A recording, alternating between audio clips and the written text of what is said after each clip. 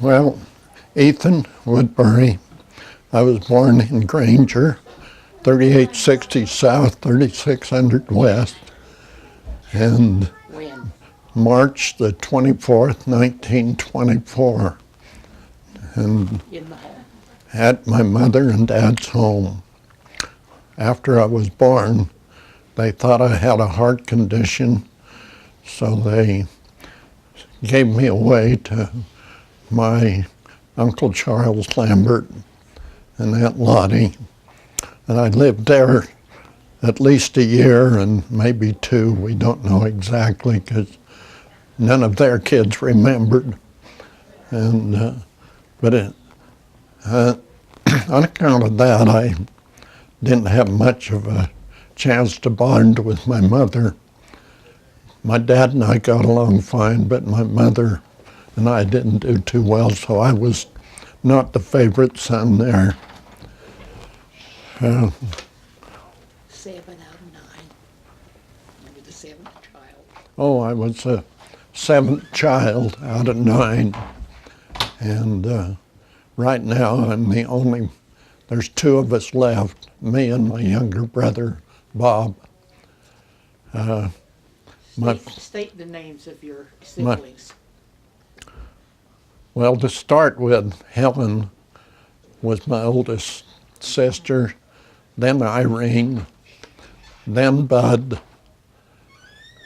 Merlin, then Pearl. Merlin's his nickname was Bud, right? Well, everybody called him Bud. And then after Pearl came Jack, then Charles, Chick, and then my turn, and then Don, and then Bob, Robert. Where was Lottie's house? Where was your Aunt Lottie's house? Their house was on 40th West and about 38 South, I would guess. Pretty close to 38 South. But they were real good to me. And every time I saw them, she'd say, "There's my boy." But anyway, what do you want me to? What kind of work did you do on the farm? You want to go on the farm now? Okay. My dad had about 30 acres, and we would raise grain and hay, and we had a 6-acre orchard and 5 acres where we raised truck crops. We raised celery, we raised peas, we raised sugar beets, we raised pole beans, we raised, did I say celery? Anyway, that was pretty much what we raised, and then we had,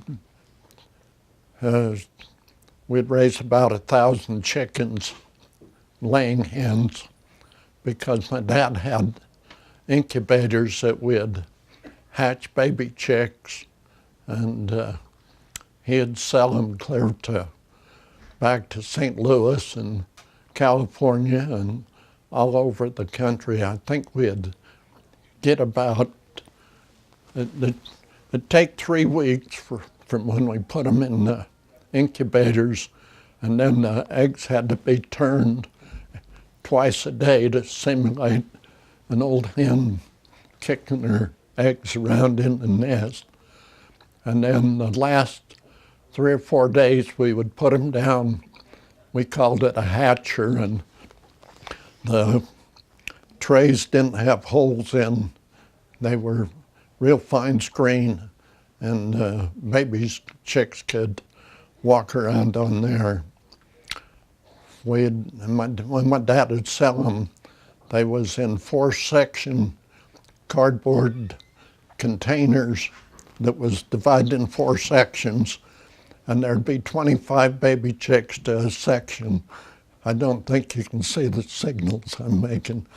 But anyway, when we would ship them, there would be maybe 28 in each section to allow if any of them should smother and die or anything of that nature. He also would hatch turkeys and pheasants, whatever some of the people would come and want him to hatch. We had dairy cows. Actually, we had 6 or 8 cows at home. And then we had the chickens for our home eggs.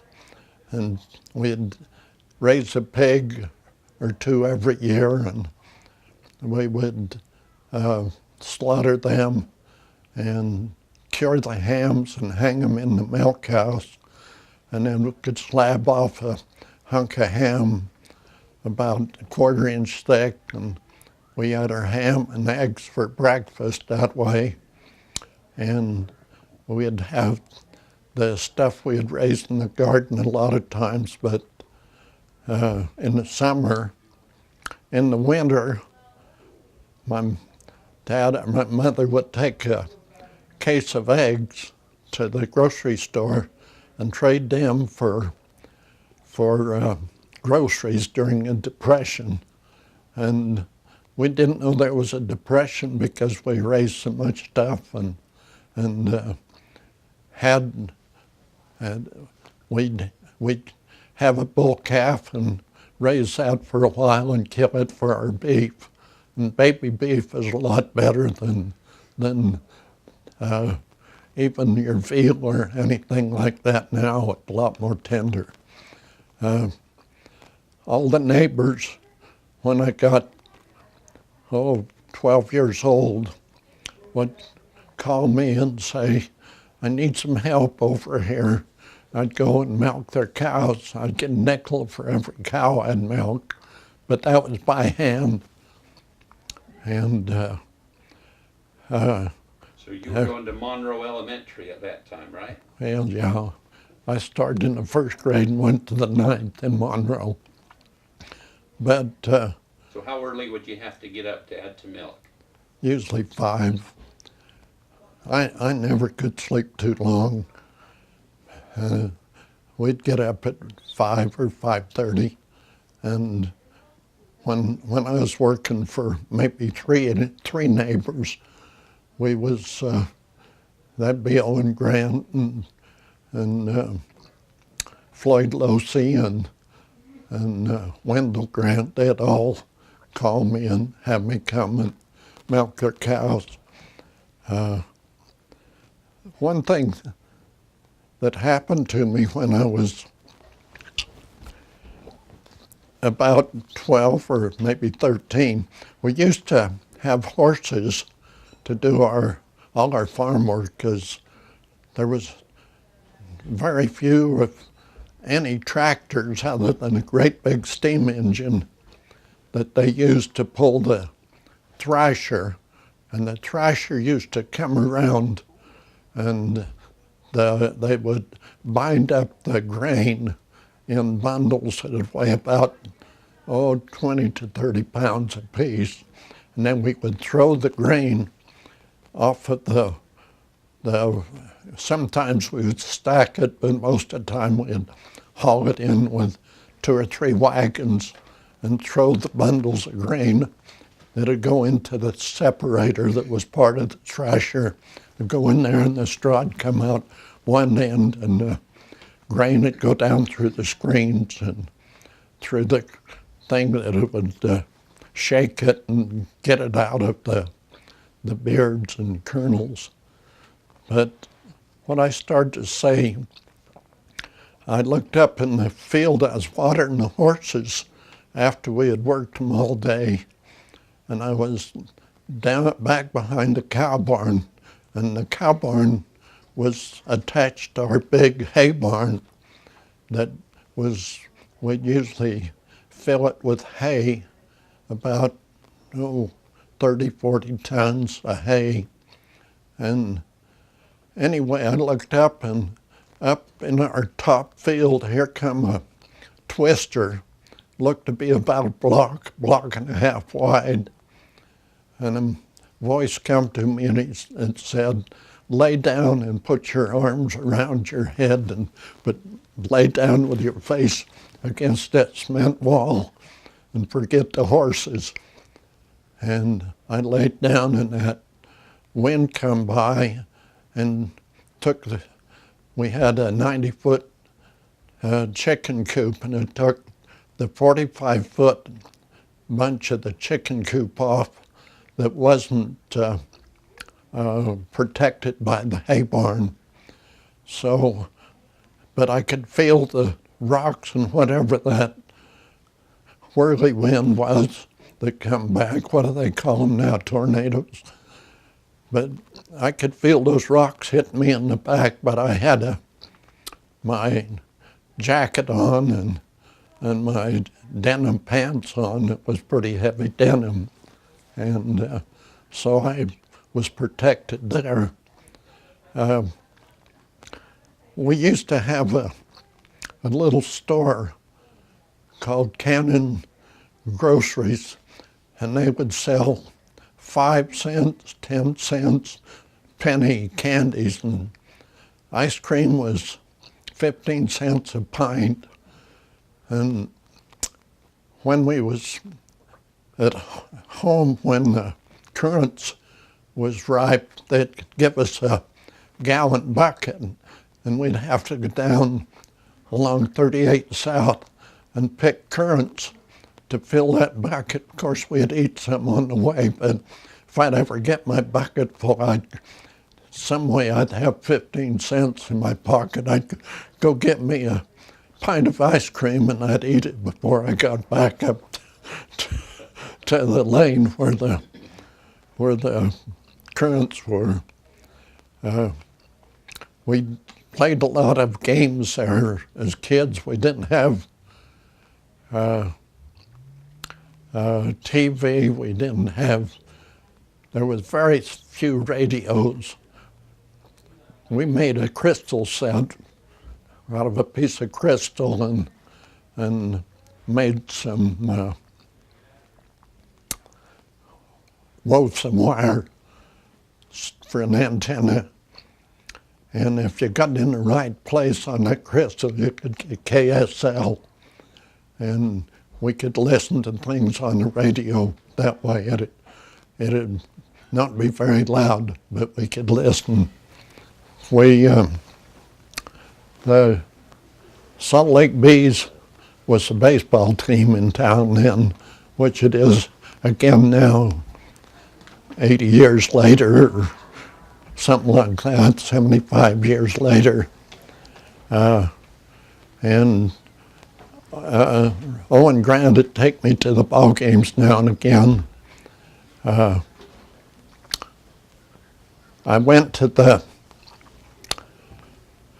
Ramshaw hatchery and bought 50 Narragansett turkey poults. That's baby turkeys. And was going to raise them because if I'd raised them till Thanksgiving, they was worth about $5 a piece, and you could buy them for 50 cents a piece. So I had money and bought that I'd earned milking cows, and I bought these 50 turkeys to raise because I was going to get me some good money when I was young. And anyway, we jumped in the car and went to the Bees game, and it started to rain, and I had the turkeys out with a big white hen. My dad raised white turkeys. But I went to the ball game, and they was out where it started raining, and they all got in a pile and smothered and lost every one of them.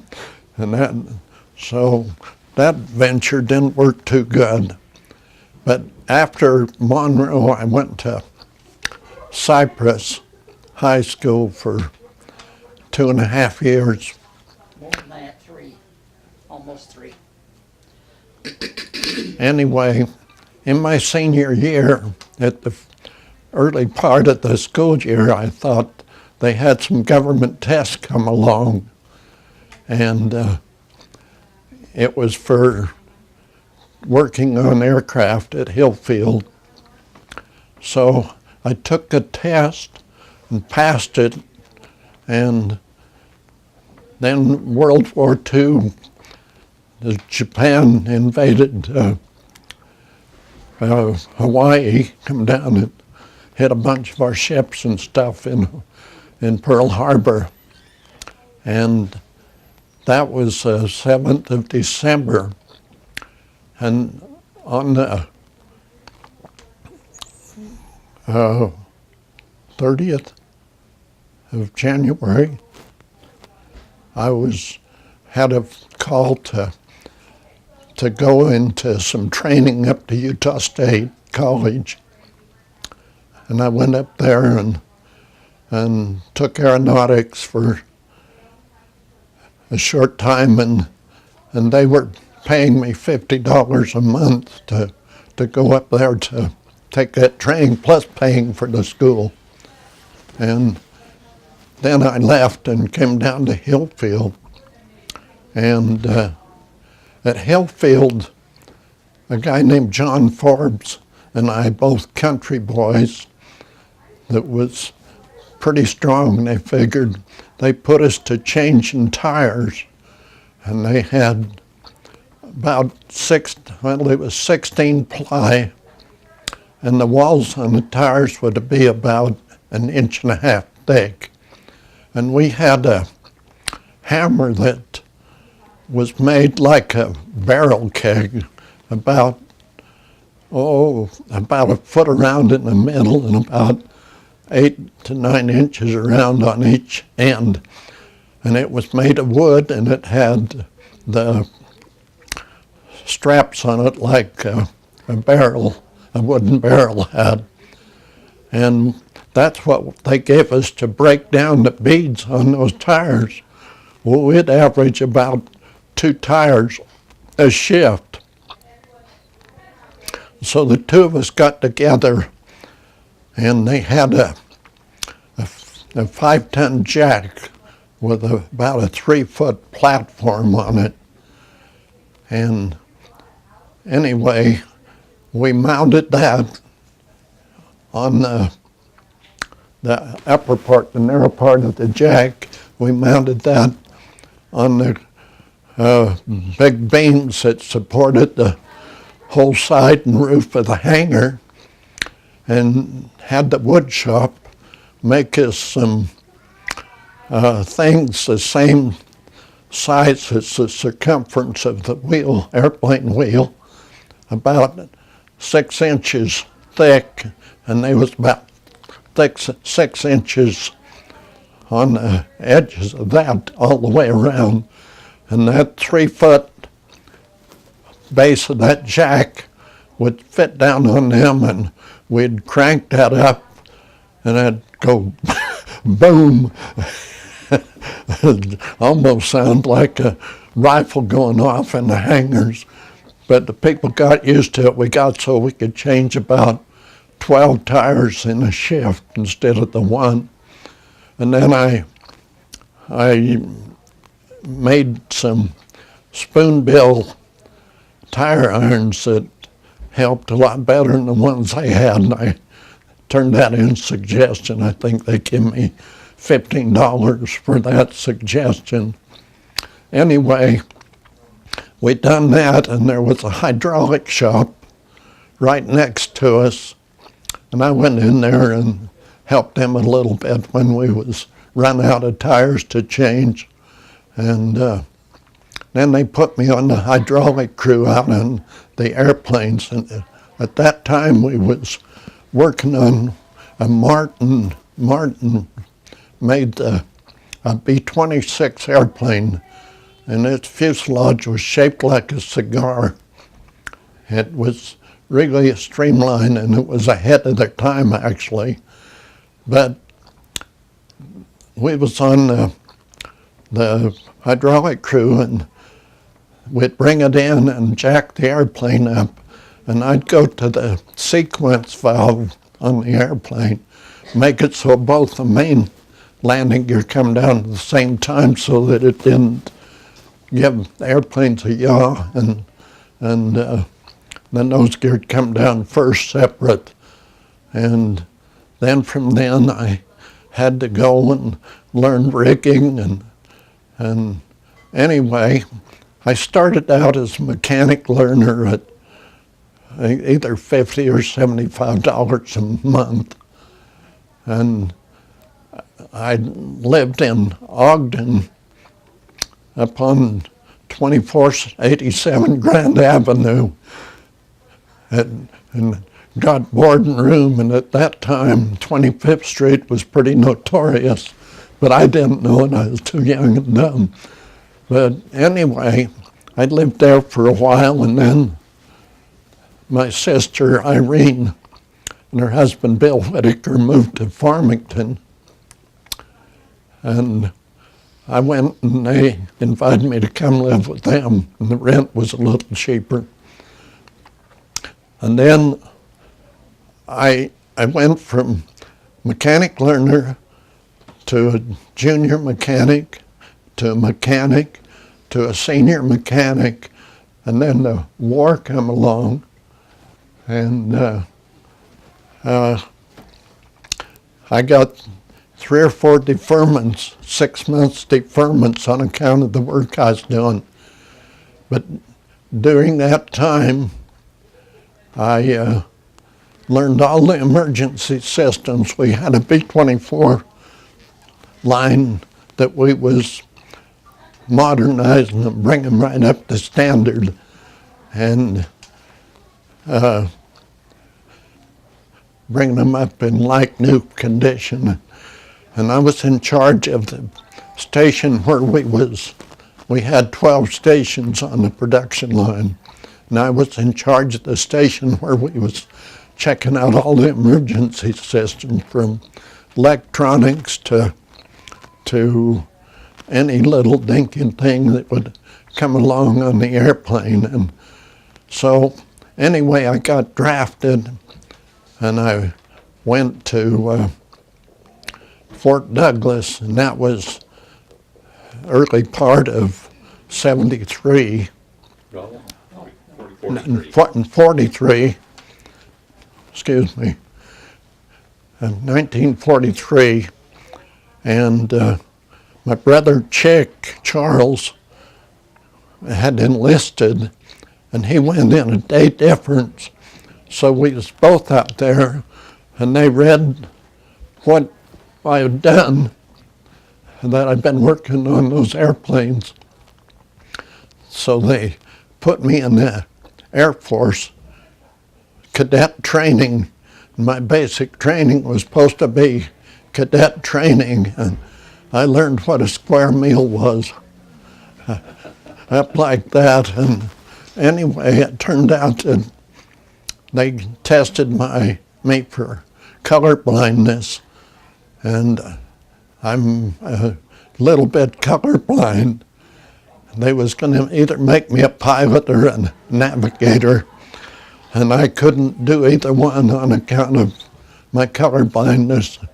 And they put me in training. They sent me to gunnery school down at Kingman, Arizona, and at Kingman I shot from the top turret, and when they'd bank, I could shoot at the targets on the ground. And then they put me in the nose to shoot the nose gun, and I got sick, and that's about the only time I ever got air sickness, was in a B-17 in the nose. But I'd shoot the targets there. Then they'd put us in the back of a pickup truck, and we'd go around, and when we'd get just about to the skeet range, or the thing that shot the skeet out, they'd shoot the skeet out, and we had to take a 12 gauge and shoot at the skeet. I got pretty good. This is while you were in the truck moving. While the truck was going, and it was to simulate the aircraft and another aircraft coming around that we would shoot at the airplane, and that was simulation they done there, and I done pretty well there. And then we went and shot skeet, just regular shot skeet, and one day I sat there and shot 49 out of 50. And anyway, when I got down with the gunnery school, they sent me to Tucson let me back way up to basic training. When I was Denver, my basic was supposed to be 6 weeks, but they put me in the hospital because I had what they called nasal pharyngitis. And I was in that hospital for 4 weeks out of my 6-week training. So I didn't learn too much military courtesy. And it got me in trouble a lot of times when I was in the Navy, in the Army. But when we was, I'll go back to Tucson. Anyway, there they had gone over my records again and seen what my background was, and they said, you're going to be a flight engineer. But they give me a little test, and I says, well, after the test, I says, there's a couple of things I don't know. I don't know how to transfer the fuel. I've never had to transfer the fuel from the Tokyo tanks or the outboard wing tanks to the center section where all the engines fed from. And so they took half a day and showed me that. And I says, and I've never set up the cruise controls on the engines where the engines are the most economical to run. And that was a matter of the mixture control and the throttles and also the pitch on the props I had to learn there. And to tell if we was in synchronization when we was flying in the airplanes, we'd look out and there was a shadow on the lower end of the prop that you could tell, and when you could look out and it's all the same, you know that all the props was synchronized, all 4 engines. But while I was there in my training we picked up our crew, and I can tell you who was on it then, but anyway, we'd go on flights to check things out anyway. One day the pilot says, well, they call me Woody. He says, get up in this chair, I'm tired. I'm going to sit in your chair over here. So I got up and the navigator gave me a course, and I flew from Tucson down over San Diego, up over LA, and back to Tucson. And this was a good thing for me to learn how to control the flight stuff. And it helped me out when I got into combat. But from there, I think I got to be a corporal when I got out of that. I made a PFC when I got out of basic training, I think. And then I made corporal. And as soon as I got overseas, they made me a buck sergeant. That's 3 stripes. And after I'd flown a few missions, they made me a tech sergeant, a jump staff. And anyway, do you want me to tell combat stories now? Have I gone far enough? Tell them how you got to Italy. Okay. We're rolling. Okay. When I started to head for overseas, they sent me from Tucson to Lincoln, Nebraska, where we picked up our new airplane. From Lincoln, Nebraska, we went to Granger. Well, back east somewhere around You told me New Hampshire. Connecticut or New Hampshire. And then when we was coming across Chicago, Mac, our tail gunner, decided he wanted to wave to the people down below, and he took the plexiglass window out of the side of the back of the airplane, and it come out with such force that it busted, and so we was up in Manchester. Yeah, Manchester. And we was there about a week waiting for that part to come in. And then we went from there to Bangor, Maine, to Greenland. yeah, I was going to tell you the base at Newfoundland. But we went from Newfoundland to the Azores. It's out in the middle of the Atlantic, a real small island, just long enough to have an airstrip. It was under Portuguese people, was the ones that was there. And from there we went to Gioia, Italy. Marrakech, Morocco, and then to Gioia, and then Italy. and that was Italy. And then we was assigned to a base at Spinazzola, Italy. And at this base, they says, well, the crew that was in so-and-so tent crashed or got shot down yesterday, so that's you guys' tent now. So we moved in there, and the next day they come and woke me up and says, you got to go on a combat mission. Said, we got 7 engineers that are sick with yellow jaundice or something. And so I started about the second day I was there flying combat missions. And I flew with a lot of different crews, but I was most comfortable with my pilot and my navigator. Just one little story about one of the crews I flew with I wasn't too comfortable with. They was flying in number 4 position of a box. A box consisted of 7 planes.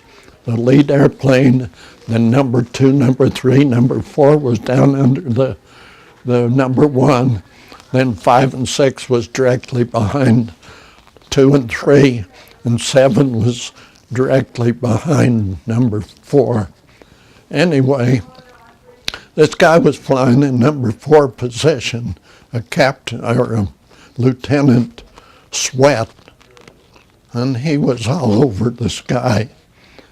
And they called me the next day and says, will you go on another mission with Lieutenant Sweat? I said, no, he don't know how to fly. And so anyway,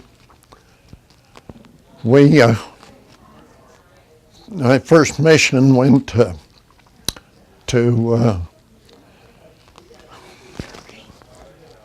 Germany to, where did we go? You know where the concert was that the choir went. Anyway, we went there with the choir, and I said to somebody, do you think I ought to tell them that we come here and bombed this place when I was in the Army in World War II? But that, it's hard to remember everything.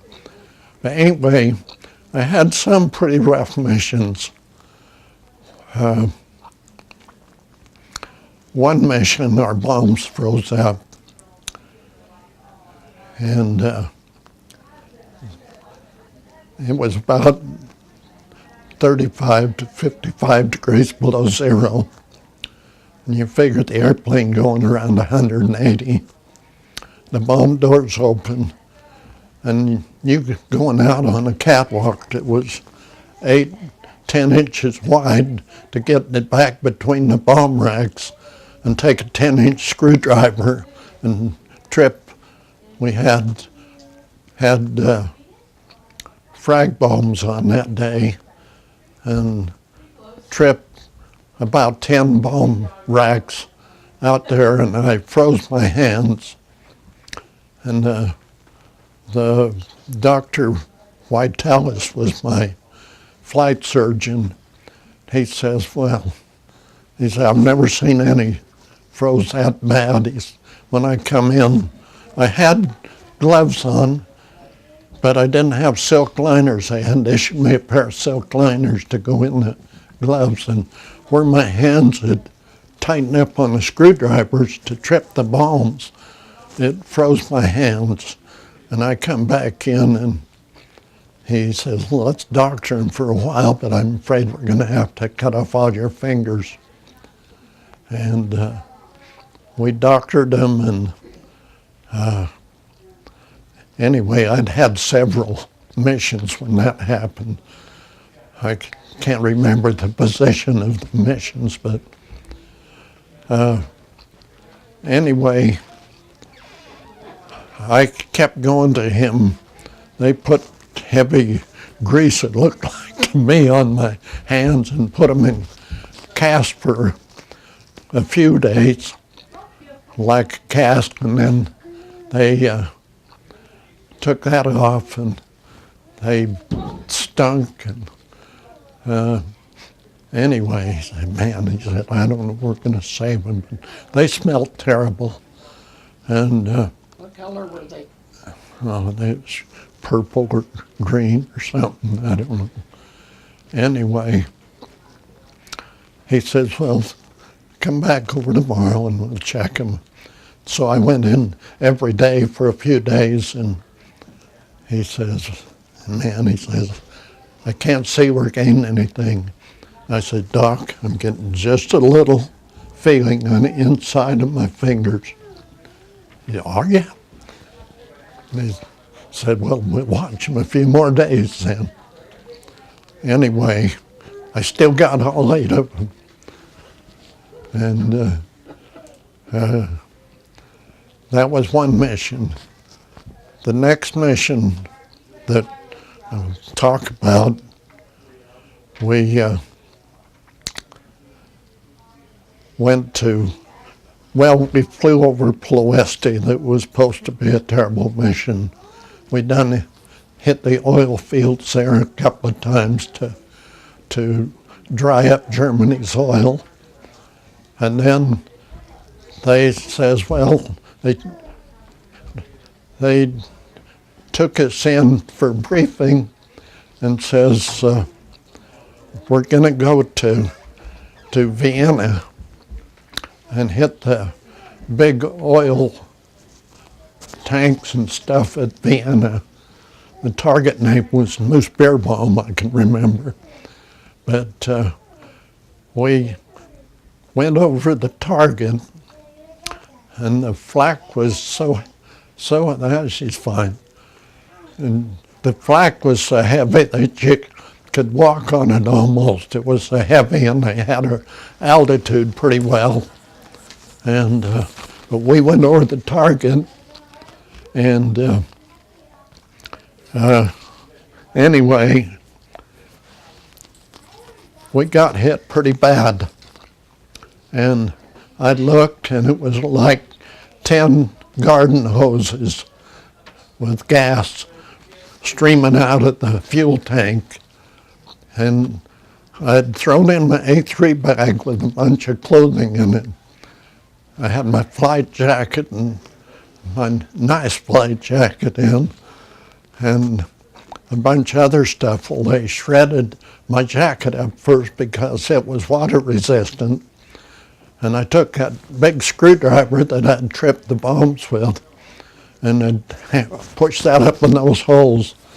And I managed to seal them off to where we was getting maybe a drip every so often. And I went up on the flight deck and I fixed a few more things that had gone wrong throughout the airplane. And then I went up on the flight deck and the pilot says, "How much gas you got?" I says, "I think I got 125 gallons in my wing tanks, my outboard wing tanks." "And how much you got in the center section?" I says, "Well, it looks about 125 on my gauges." And he says, "How much do you burn in?" He says, "We're 3 to 4 hours away, about 4 hours away from our base." And I said, "Well, each engine, normal operation, uses 25 gallons an hour." And the Russians, we was over Bucharest or Budapest. I never have stopped and figured out right where we were, but they had that under Russian control, and they were shooting green flares up saying, "Come on in, you're welcome." And the pilot says, "What do you think? Should we land?" And I says, "No, I don't like vodka or don't drink vodka." I said, "Let's head back." And he says, "Well, we got about at least 3 hours to our base and, well, to get out of enemy territory, flying back over Germany and then over Yugoslavia and then and we've lost our oxygen. We'll have to drop down." Well, anyway, that's another story too. But anyway, I got up on the flight deck and he says, "Well, what can you do so that, can you lean the engines out or anything?" He never mentioned that. He said, "What can you do so we can fly longer on what we got, and maybe we can find a place that's out of enemy territory?" And so I got up there and I leaned the engines out until each one at a time till it stopped, and then just nudged it up till it started. And I'd done that with all 4 engines, and we flew about 3 hours on an hour and maybe an hour and 10 minutes worth of gas, and we landed at the island. Well, another thing, the flak had knocked out the control to raise the ball turret up into the airplane where they are stowed while you're in flight, except in combat where you're down to use guns. Well, anyway, somebody had got away with the crash axe, a big axe that you could hew through that aluminum rack that I could raise that turret up. So we had to land with that ball turret down. And the ball turret, if you're on the ground and loaded with bombs, it's about an inch clearance. But the pilot says, "What are you going to do about that?" And I says, "I'll worry about it. You worry about flying this thing." And so I got the ball gunner out, and then we streamlined the guns back, and it was full of gas. I was soaked with gas, and as cold as it was. And then when we come, this is all out of sequence, but I was soaked in gas and freezing, and he was soaked in gas because the gas had got in that turret. And I says, "Well, Dave, we've got to land hit all three wheels at the same time rather than come in and land and hit the mains and then on the nose. Well, anyway, I got thinking, and my shock struts, they had air pressure in them, and with our bomb load gone and with the fuel weight gone, I figured we'd have 6 or 7 inches. But I got my slipstick out and I moved all the crew to the front of the airplane. I says, if that ball turret should get a spark back there, or the tanks would get a spark, in the bomb bay, even the bomb bay was still smelling of the 100 octane fuel. I said, if that'd get any kind of a spark, the thing would explode and we would be goners. So anyway, I says, Dave, bring this in on all. He says, I says, I looked and you could just see a little slight inkling of fuel. I said, Dave, we're out of gas. We got to hit her down right away. And he says, well, there's a little island called the Isle of Vis, about 20 miles or so, or less, off the coast of Yugoslavia. Let's gun for that, because that's not an enemy territory. So we headed for that. We come in and touched the runway, and all 4 engines quit out of fuel. And I think that the Lord carried us the last hour, carried that airplane that last hour to get us there. Well, anyway, ESC.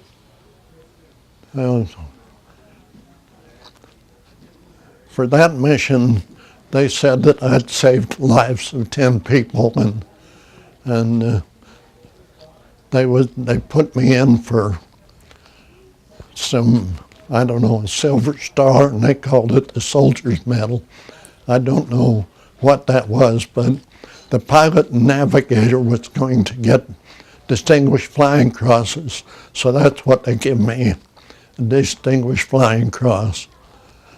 Well, we landed and was clear out of gas, and all the engines stopped, and the people come out with their crash trucks and stuff, and he looked at the airplane and says, I don't know if we can save this thing. It's shot up so much, maybe we'll just take and push it off the end of the runway into the ocean. Anyway, I don't know what they'd done with it, but my crew got out, and somebody took one wing, another one, the fuselage, another the tail section. And the ones in the bomb bay, they count them, and they come back and says, we got 265 holes in the plane today. So anyway, but the only thing of the 10 members of my crew that was hurt, a couple of them got just little piece of aluminum that flew and hit them below the left eye. They said they were shooting for left eyeballs. That was a little joke they was saying. But anyway, we got another airplane. The next day, they let us stay overnight, I think. They got another airplane. I started it and checked it the best I could. Anyway, we got up and was starting to head across the Adriatic, either Mediterranean or the Adriatic. I don't remember which little pond was there. And the first engine started to sputter and conked out on us. And we got almost to Bari, Italy, and the second engine acted up, so we landed at Bari, and they gave us a new airplane to take back to squadron with. What did you tell me? You wanted to tell about the ones where you were the only one in the air. Another mission, we was going over a target, and we was leading the group, the box that we was in, and we went across target and set up our bomb sites and dropped the bombs, and an awful lot of flak, but they apparently didn't exactly have our altitude. And we went across, and I turned and looked, and there couldn't see another airplane of our group in the sky. And I thought, boy, we were lucky if they got the other ones. I never did find out if any of them got shot down or what happened that day. Tell about your house. Okay, anyway, our tent was a regular army tent laced to four sides with rope, and then the six of us would sleep in there. Well, anyway, the Italians come around, and they was always looking for ways to make some money. And they says, well, we can cut what they called tufla blocks out of the mountain. And that was their building blocks. And they took and built the edge of on the corners. They would straighten that out and build the corners out of blocks, and that'd give us about another 8 feet every way on that tent, so we wasn't smelling each other's feet when we was on our bunks. Anyway, then they put in a ceramic tile floor, little ceramic things, and then I got a 55-gallon drum and cut the lower third of it off and took the top part, and I bent in the edges. We cut that about 6-8 inches down from the top. I guess we had chisels that we cut it all up with, because we didn't have saws, and we pounded the top down in and made a little 4-inch opening in the front, and I got a P-38 long-range tank and built we had some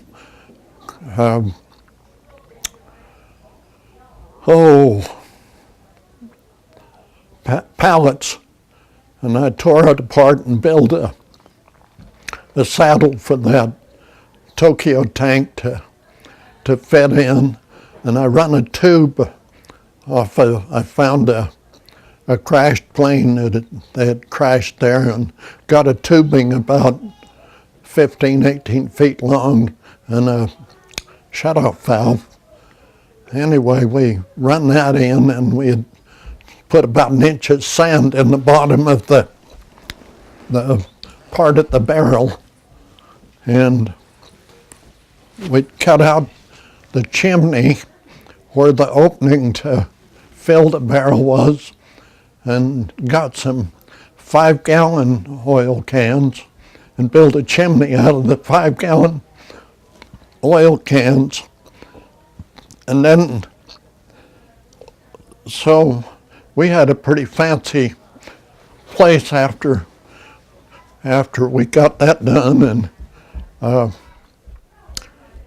That acted as a stove. oh yeah, that was our stove, that barrel. and it had a flat top on it. I'll tell you a little about that after, but the line I brought in from the tank, they did have a tanker with fuel oil in it. We could go get fuel oil to burn, because we got about 14, 16 inches of snow out from time to time out from our tents, and got built us a wooden door for the entrance. And when we was too lazy to go get fuel oil, the 100-octane gas tanker was just outside our door, because Willie Yao, the guy who operated the tanker, and I'd sneak the hose over and fill our tank up with 40 or 50 gallons of fuel out of that. And and then after we wised up, we'd go get a loaf of Spam that was about 18 inches long and 4 by 4 square. And we'd slice off that Spam and get a couple of great big loaves of bread out of the mess hall. And the stuff in the mess hall was rotten a lot of times. We'd slice some bread off and then slice some Spam off, throw it on the stove and warm it up, and just throw it on top of the stove in maybe our crash helmets or something that we had, and warm it up. In our flight jackets was an inside pocket, and we had a 45 caliber pistol that we could put 6, 7 shells in it, and I always carried mine inside my pocket there. Well, I was in the air. If I had any kind of emergency, I'd take my parachute harness off and throw it on the flight deck, and if I was in the back end of the airplane or front end, or had to go out in the bomb bay because I couldn't get between the bomb racks with my harness on. And I never remembered right where I threw my parachute. I never did worry about it. But anyway, I'd scoot back and forth, and after I got out, I thought what a stupid cuss I was, because I was always running around without my parachute harness on, because there was a lot of times I had problems. I flew with several 4 or 5 different generals. I remember General Price, and he was my friend. He was our our group commander. And George Atkinson, he was a 3-star general. I flew a couple of missions with him.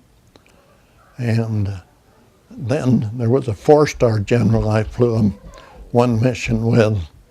I'm thinking that was Twining, but I'm not sure.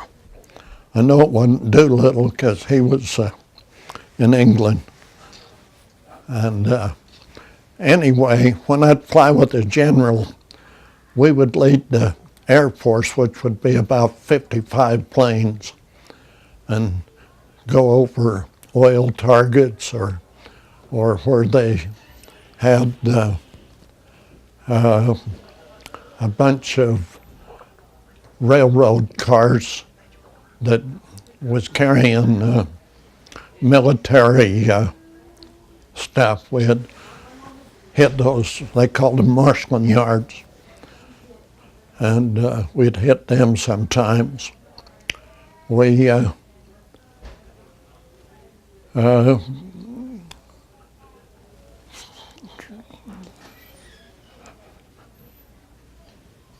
I can stop here and tell you all of my crew.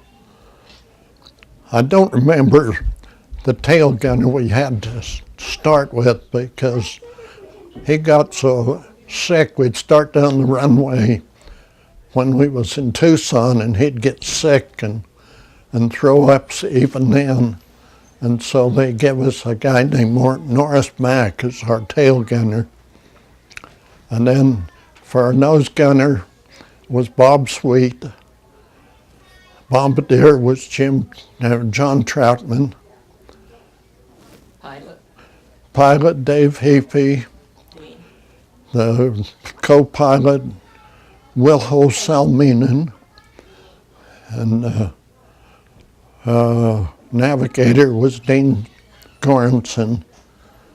The radio operator was Mosley, Bill Mosley, and Milton Kitchell and Bill Mosley.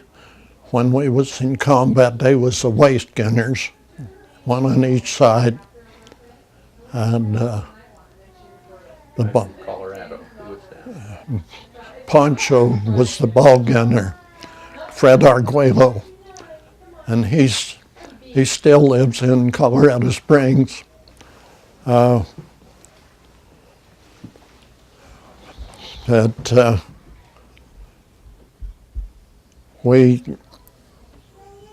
I would fly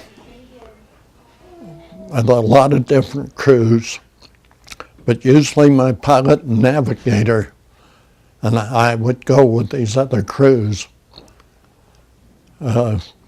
Usually somebody was sick or something, and we'd have to fill in. But when I was in Italy, I didn't have any time off. Some of our crew that didn't get many missions in would go in town and do whatever they could do.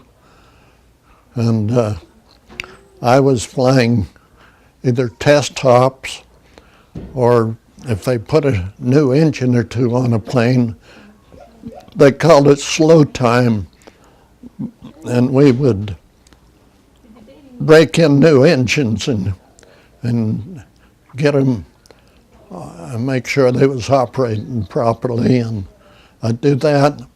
Then if I didn't have anything to do, they'd call me down from the line and have a problem with an airplane, and I'd have to go help the mechanics on the line. So my time was spent, I'd put in 8, 10, 12 hours a day all the time I was overseas in combat. Then when we got done with our combat missions and the war ended there, well, I never mentioned the weather missions, what we would have to do. And the one that I remember the most was the Brenner Pass, and that was where the Germans and the Fifth Army the ground soldiers was fighting. And we had to go and make positive certain that there was no clouds around that day. And General Price and pilot and navigator and I went in a plane that didn't have no armament on it, that was stripped down, and it'd go a little, 30 mile an hour faster. But we went over weather missions, half a dozen, I guess, to make sure the targets was clear for visual bombing, because they didn't want to worry about instrument bombings. Where were you the day the Joe got piled? I was in Naples taking a crew to, I didn't tell you about the Isle of Capri.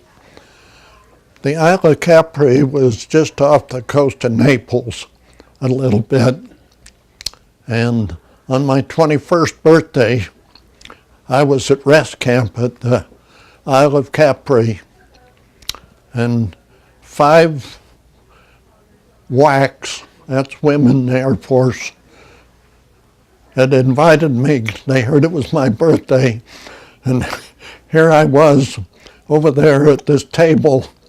They was had arranged for me to have something to eat with them, and I was there with 5 WWIIs, and here come Dean. He had had a few shots, my navigator. He says, "Imagine that dang Woody, 5 neat babes, and I can't find one." Anyway, that was that deal. But while we was there, Dean and I and Bob Sweet decided we had heard about the Blue Grotto, and that's a cave back and under the hill mountain, and when the tide's low, you take a rowboat and go into there. And it's beautiful, just a powdery light blue and just beautiful, but you don't want to get caught in there at high tide, or you're stuck until the tide gets low. So anyway, we went there, and they'd give us a couple of fish and pull. And Dean caught a fish that was about 1.5 inches or 2 inches long, and he had to show it and hang it up and have it in front of his. He had squadron insignia. Our squadron insignia was a Black Panther, and he held it up in front of that to show up the fish he caught. And then after our tour of duty, I was put on guard duty as sergeant of the guard.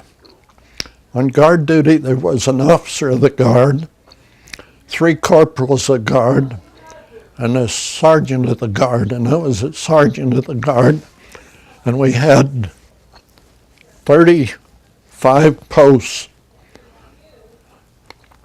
that would report in, and the corporals, they'd report into the corporals of guard. They would serve 8 hours, and they'd report in to those corporals of the guard, and every hour or half hour, I don't know how long. Well, anyway, to start with, the day after I got there, the officer of the guard got appendicitis, and they put him in the hospital.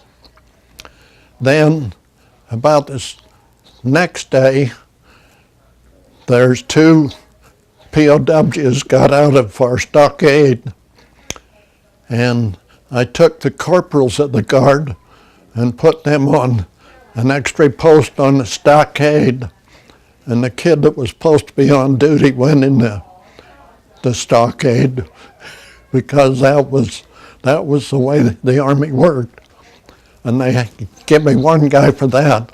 And I called up this colonel, and I says, "I need somebody to take over." I says, "I'm officer of the guard, sergeant of the guard, and corporal of the guard, all of them. And I'm not getting any rest at all. I'm here 24 hours, and all 35 stations, that made 36 stations, would report in, and I'd get maybe 15 minutes at the most, and sleep, and he didn't send me anybody. So anyway, our week got over, and they come in with new people to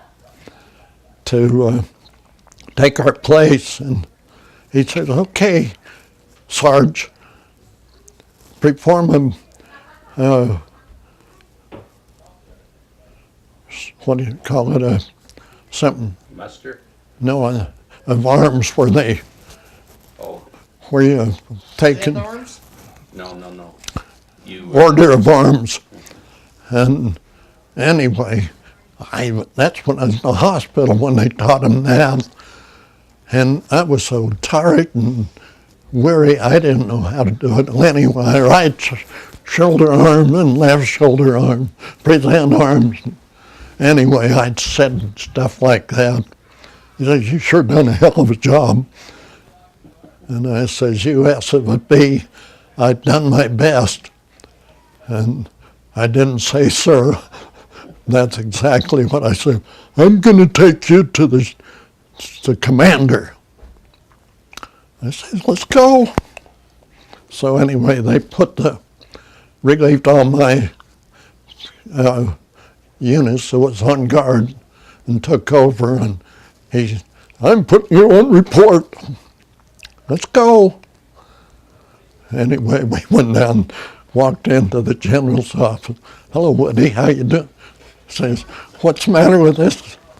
And I says, that SFB let me be 5 days without any sleep with the whole guard situation on.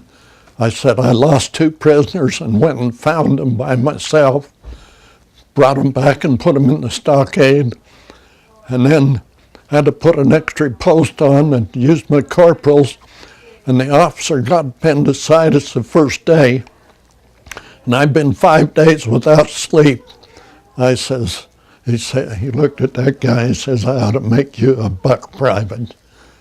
And I says, that would suit me wonderful.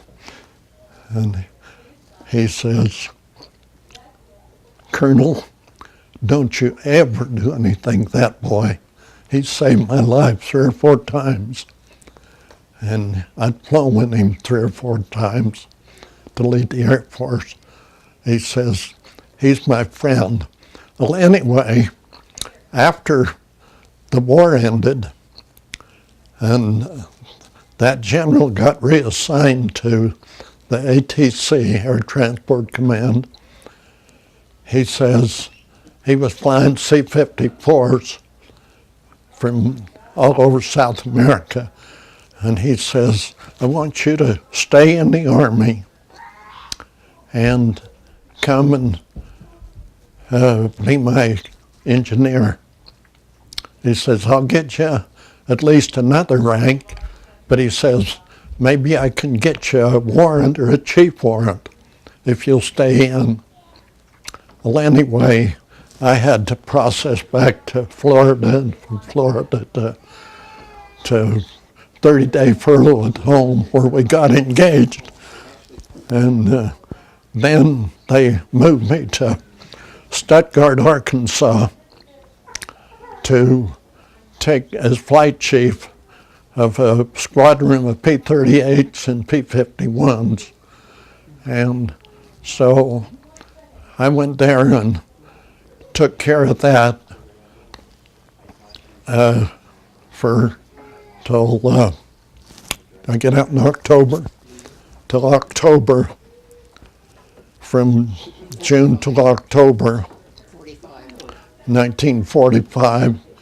And then I had high points because I had my Air Medal, my Distinguished Flying Cross, European Theater Ribbon with 6 stars, my Good Conduct Medal, which Your I SOB medal. and my SOB, no, I didn't get an SOB medal. But anyway, I had 128 points, I think. I didn't have much time in service because altogether I only put in a couple of years. But all in all, and from there, I come home and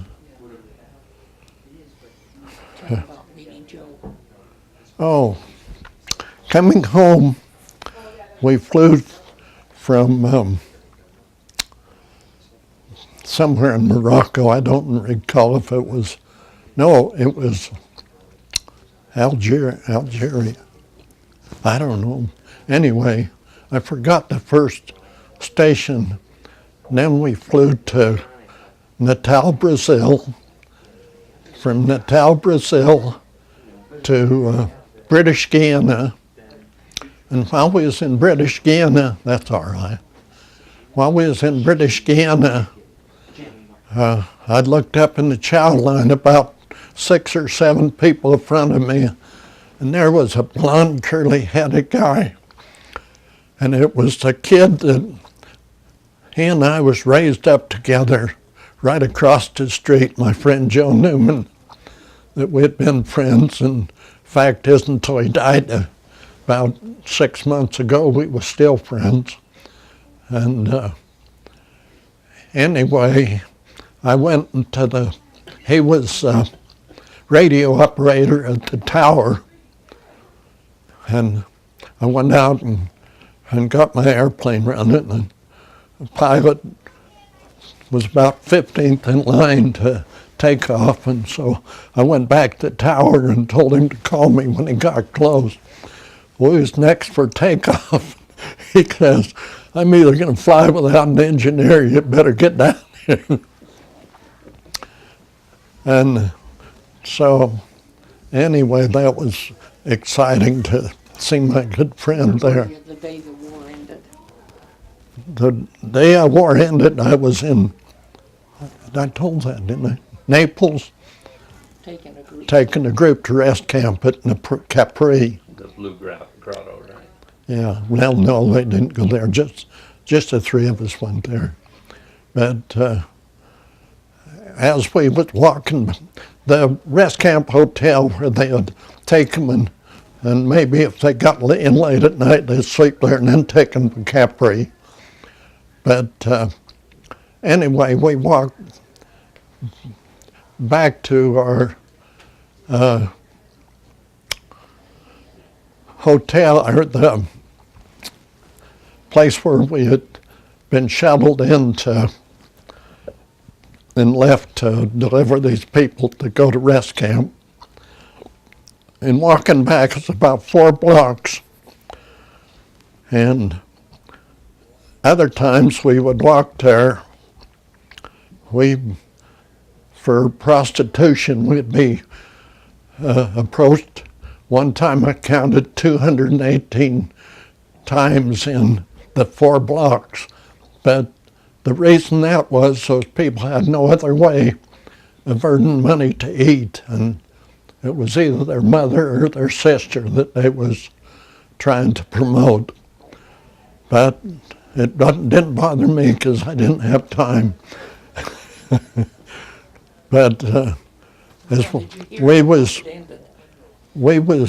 coming back from that rest camp hotel to where we had to go to meet our shuttle back to the airplane, and the people would run out and wrap their arms around you and hug you, and oh, the war's over, and you couldn't understand them, or Baney or something like that, and they'd tell us, because meaning This was VE Day in that was VE Day in May of 45.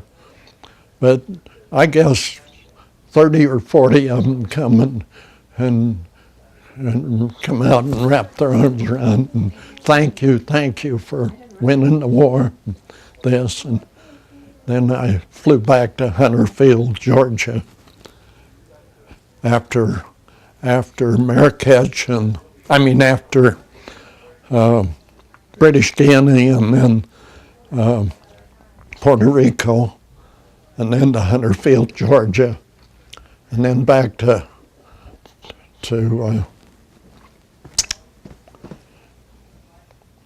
forget it. Then I went home on furlough for 30 days, and we got engaged, and then came back and was line chief, and I told you that. Now where do you want to go? You didn't tell him. Line chief where? In Stuttgart, Arkansas. I told him where I had the P-38s and P-51s. Then you were released? I was released in October with 128 points. I'd set down. Now what? What was your courtship like? Terrible. It was wonderful. Tell us about it. That'll take another 2 hours. If we'd go bowling, they had pin setters kids that had set up pins. And if we was still bowling and it was past time, either Janice had set up the pins or I'd set up pins while the other one bowled. We went bowling over in Murray. Did you have any contact with the church? Yeah, while I was in Italy, I got to I had one Sunday that I was off, and it happened to be a fast Sunday. And there was about 18 of us there, and we done the sacrament and halfway sang and had our prayers and stuff. And then they turned door for testimonies. And the spirit was so thick there you could almost cut it, because there was people from several other bases. This was in Spinazzola, the town that we went. And, well, there was 3 members of the church that I was aware of in our squadron, and that was 2 kids from Layton, Harris and Morgan. And Harris since has been a stake president and a lot of stuff, and bishop, and I don't know what happened to Morgan. Go back, Ethan. When you got to Italy, you didn't tell them this. You were in the 15th Air Force. Oh, didn't I say I was in the 460th Bomb Group? 762. 72nd, 762 Squadron. 762 Squadron, and I thought I'd said that too. Maybe you did, but well, the help of the Lord. Then we, do you want to go into getting married? No, you told me how you felt you received the help from the Lord through all of this. Well, I said that the Lord carried us out. But in that sacrament meeting, I did really feel the Spirit there. And anyway, the mission that we had, the bad mission and the bad airplane, when we got back to our base, they had shipped all our belongings, gathered them all up and put them in the mess hall in a pile. And I don't know, we didn't get half our stuff back because they thought that we had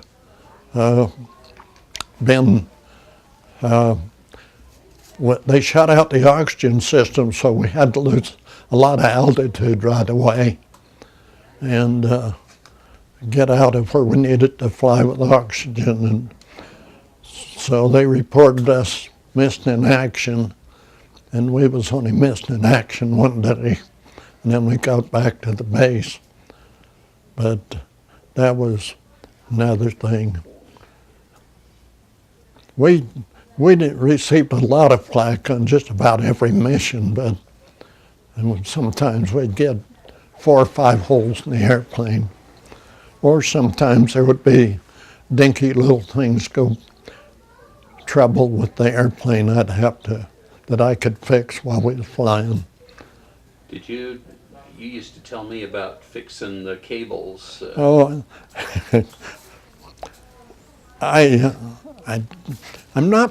don't remember doing that, but I remember telling, because I was reminded that just Friday or Saturday of this week, one of the kids I was scoutmaster to reminded me that I'd told him the bombs had an arming wire that went in to keep the igniter that had set them off from spinning. And it was like baling wire.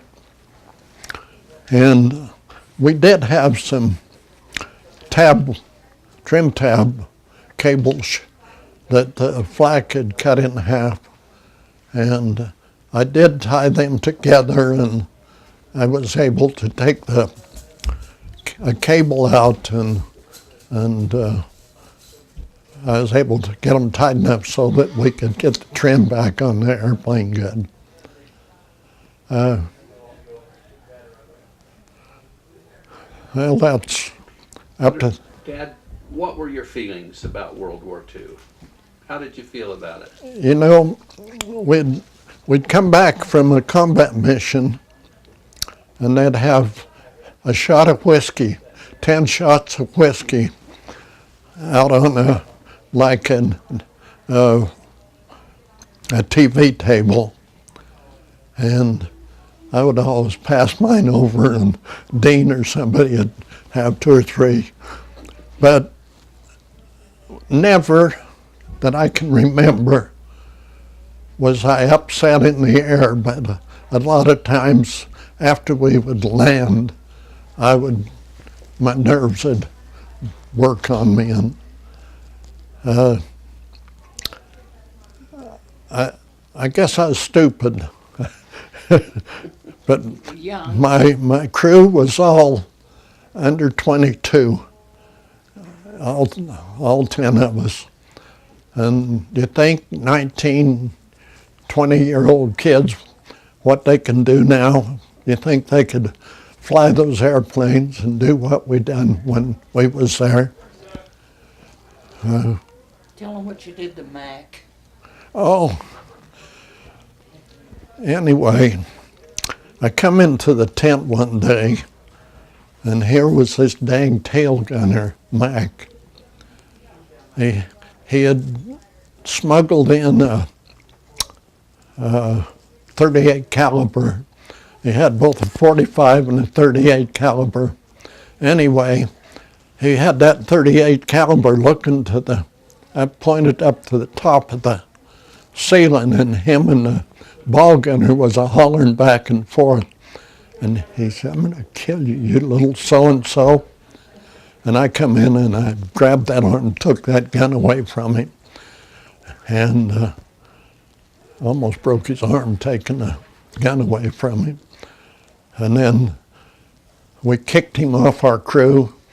He built a little pup tent out back behind our place. And he got some of those blocks and built that so his shelter half could make a halfway. It was big enough for his bed. But then from then on, they would have to give us a different tail gunner, because I told them I didn't want him flying in the back end of my airplane.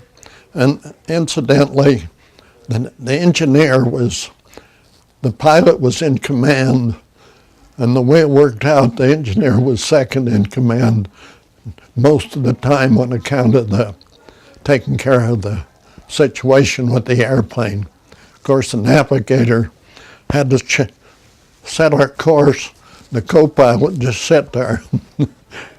Every now and again, he'd take the control, but he turned out to be a real good pilot on B-29s and a co-pilot, and he fought in Korea and other places. Tell them at this time how many are still living.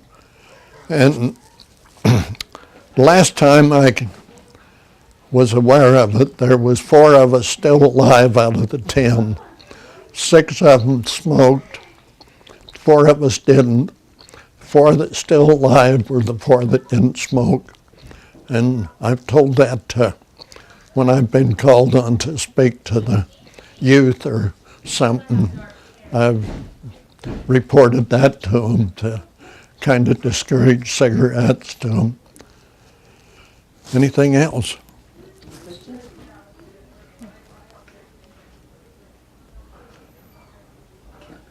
Okay, Tom. What words of wisdom would you pass to your grandkids and your grandkids' grandkids? To not take that garbage, Well, to get an education. What garbage? cigarettes or Alcohol. coffee or any alcohol. Yeah, you can see what it does. The thing that of course I tried it with my friend a little bit, but not very much. But the the thing I noticed, there was a little shriveled up guy. When I was a kid, I used to work at the service station now and again, and he'd come in to get some bull dern, and that's a powdered tobacco, and he was all shriveled up, wrinkled up, and he was probably only 45, and he looked like he was 80 or 90. Here I am, 86, and talking about that age, but he looked terrible as a young man, and I thought, I don't want to look like that. We used to, as kids, I never said anything this, but my friend Ross, that we was pals from when we was little kids, used to pick up the girls from Magna and Garfield, and I don't know if we ever took Janice or not, but we'd go to the Sandy dances over in Sandy, and to the Avalon that used to be on State Street over about Sandy Way.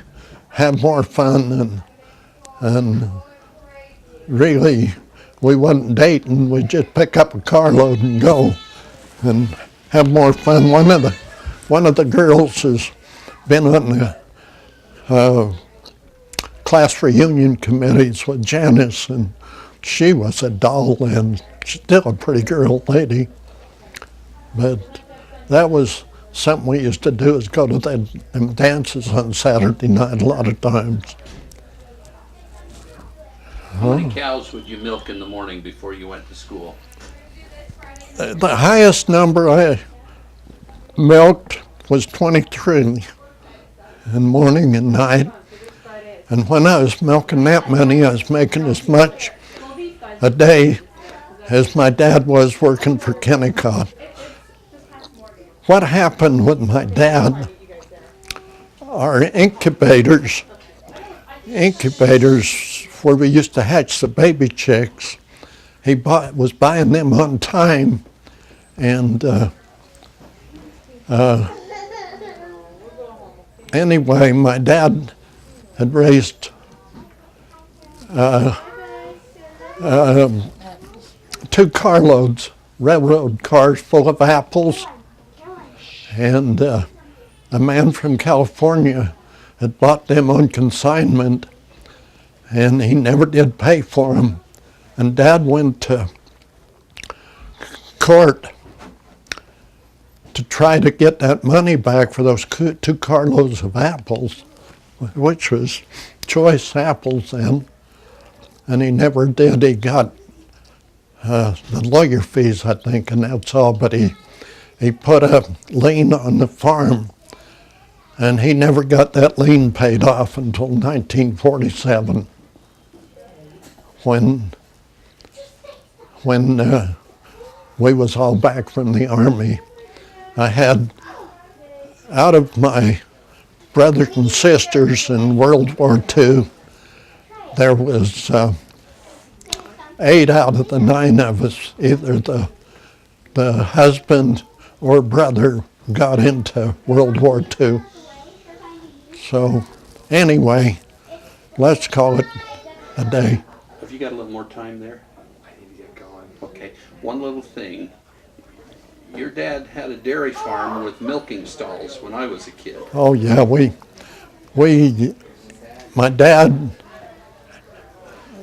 my brother Bob helped my dad run the farm after I was married, and they had, I don't know, 15 or 20 cows they milked, and they had a milking parlor that the cows would go up in, and they'd go over and wash them off, and they had a vacuum type milking machine then, and they would milk the cows with the milking machines.